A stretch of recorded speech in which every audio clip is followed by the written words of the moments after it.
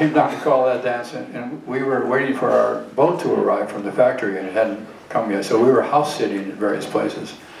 And we were house sitting way out on Cooper Point Road. We never could have afforded this place, but we were house sitting for it. And we decided to have a sort of after dance party. Well, the man that owned the house was a hunter, and he had animal heads sticking out of all the walls, which really unnerved us. So we hung white sheets over all these things, which made the house look even stranger. But they had a sauna inside the house and a hot tub, a wood-fired hot tub, on the deck. So everyone, well, the simple explanation is everyone took their clothes off because they were going from the sauna to the hot tub and so forth, and they just didn't bother to put their clothes back on. So there were two people sitting at the piano, you know, playing piano two hands or dancing or whatever. And after a while, you sort of lose interest in the way people look without any clothes on. And, but the memory I have... I don't remember that part. How long did it take? I can't speak for Warren, of course. After a while, that's the part. But yeah, but the fond memory is the next morning. It was a clear, beautiful, sunny morning, and I heard someone playing the banjo out on the deck. And I looked out on the deck, and here's Warren, as naked as the day he was conceived. Warren. With his eyes closed in a transcendental state. He was playing the banjo out there on the deck in the sunshine, and I'll never forget it. A beautiful sight.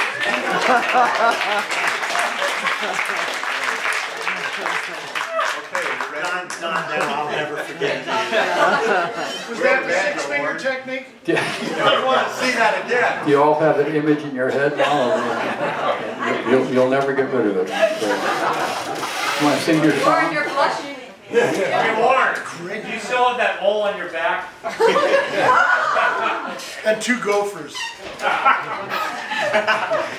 I remember many times being in your home, and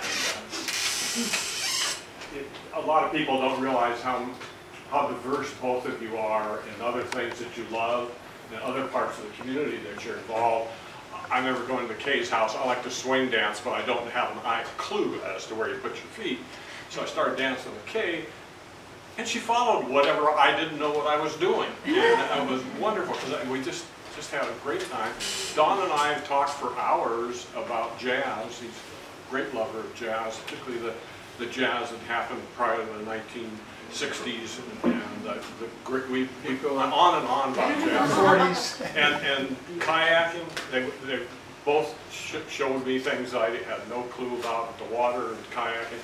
So everything that they ever touch around them becomes alive and is part of the community, and that's what they both represent to me as community. That it is an anchor for a community, and that's what so many places don't have. And I think Olympia is fortunate it is a community oriented, and they've been leaders in this community for 30, 40 years. So. This is from a guy who is a leader of his own community for years and years and years. In case you don't know who Chris is, he's the guy. But I will never forget you and Kay jitterbugging in the kitchen. I won't go into any more detail. Yeah, but we were listening to the KPLU. No, it was the All Blues, and you guys were just, well, I'm not sure what you're doing, but you were following pretty well. Well, we need to get moving along here so we can have some dancing. So. Don, before you do, I wanted to say something near and dear to my heart.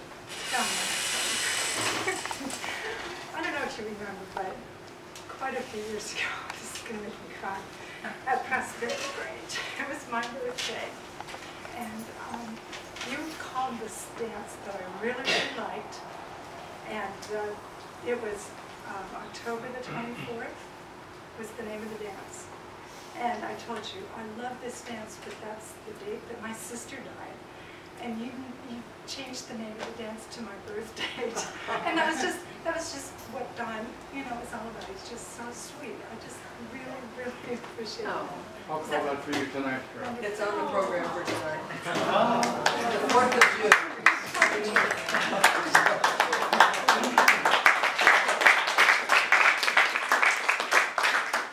So thank you for sharing, everybody. Jay and I have prepared a song.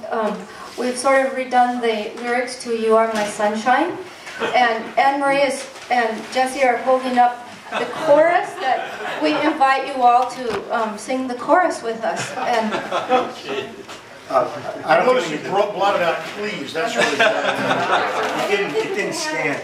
You all need to sing this chorus because we're going to keep singing the chorus until you all sing it. We have 3 verses to get to. So here's the practice for the chorus for everybody. First word, fourth line. You are our caller, our special caller. You make us happy when we are blue. You'll never know, Don, how much we love you. Come and call a dance or two. The other night, Don, as I lay sleeping, I dreamed I heard you calling out, Lindon, cross over. and speaking.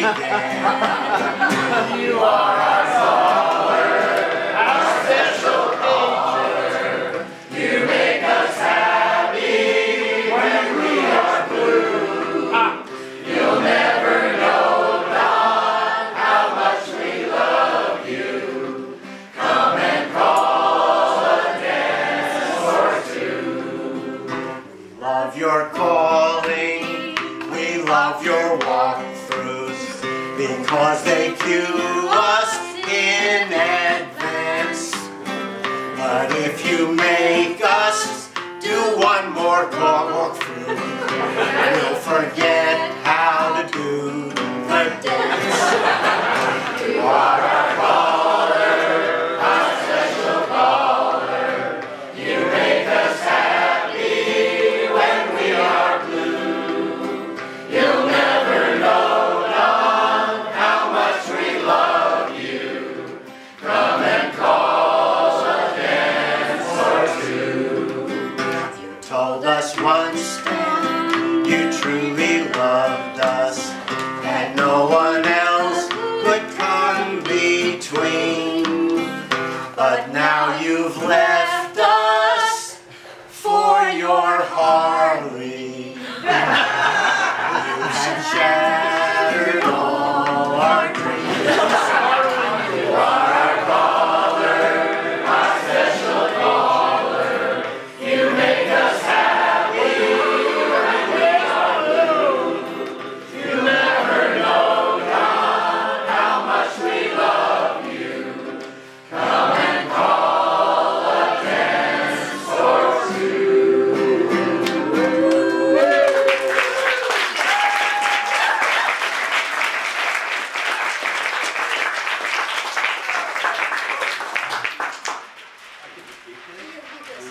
It's a Beamer, not a Harley.